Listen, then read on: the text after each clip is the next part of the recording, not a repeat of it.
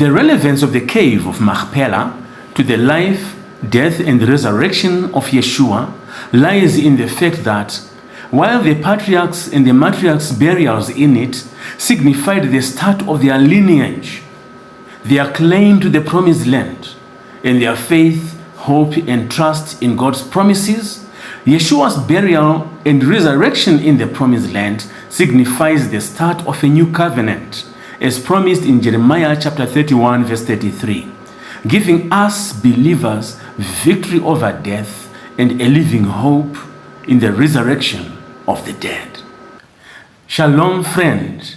This week we are in Parashat Chayei Sarah, Hebrew for Sarah's lifetime, Genesis chapter 23, verse 1 up to 25, verse 18.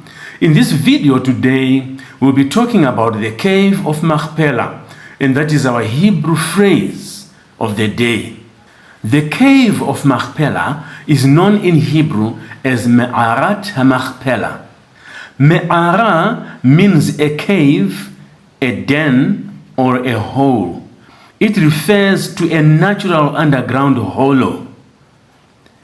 Hamachpelah means the double or the doubling.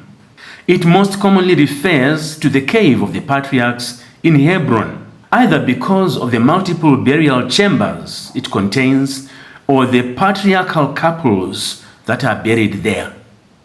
So in this video, wherever I am supposed to say the cave of Machpelah or the cave of the patriarchs, I will say Ma'arat HaMachpelah.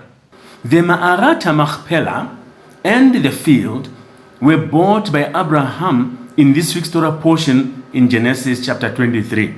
He bought them for a burial site. The chapter starts off as follows.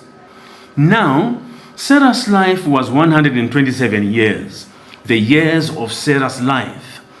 Sarah died in Kiriath Arba, that is Hebron, in the land of Canaan. Abraham came to mourn for Sarah and to weep over her. Then Abraham rose from before his dead one and spoke to the sons of Heth, saying, I am an outsider and a sojourner among you. Give me a grave site among you, so that I may bury my dead from before my presence. Here we learn that Sarah died in Hebron at the age of 127. Abraham mourned her deeply before taking action. He then got up and approached the sons of Heth and asked for a burial plot. They gladly offered to give him the best of the burial places, but Abraham asked specifically to buy the Ma'arat HaMachpelah and its field from Ephron, son of Zophar the Hittite, for its full price. They negotiated, and then Abraham paid the full price of 400 shekels of silver at the merchant's rate.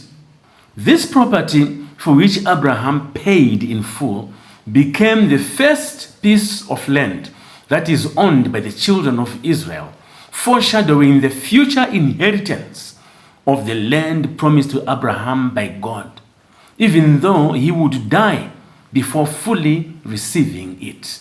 Such was the faith of Abraham. The purchase of the Ma'arat HaMachpelah by Abraham is seen as the first legal claim to the promised land, making it a physical symbol of God's promise of this land to Israel. This connects to the larger narrative of God's promises, which eventually lead to Yeshua, through whom the whole world now knows of the God of creation, the God of inside and outside of time and space, the God of Abraham, Isaac, and Jacob. Sarah is buried there as we read in this week's Torah portion.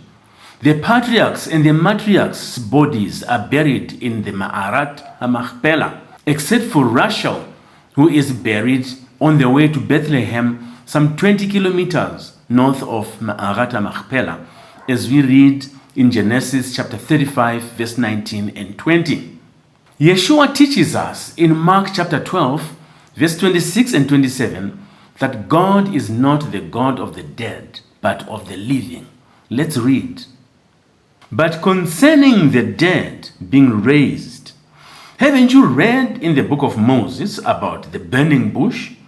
How God said to him, I am the God of Abraham, and the God of Isaac, and the God of Jacob. He is not the God of the dead, but of the living. You have gone far astray. So in order that we do not go astray, we need to take cognizance of the fact that the patriarchs and the matriarchs' desire to be buried in the promised land is an expression much deeper than just for their ultimate resting place. Rather, it is an expression of their faith, of their hope, and their trust in God's promises. Thank you so much for watching, and have a good week.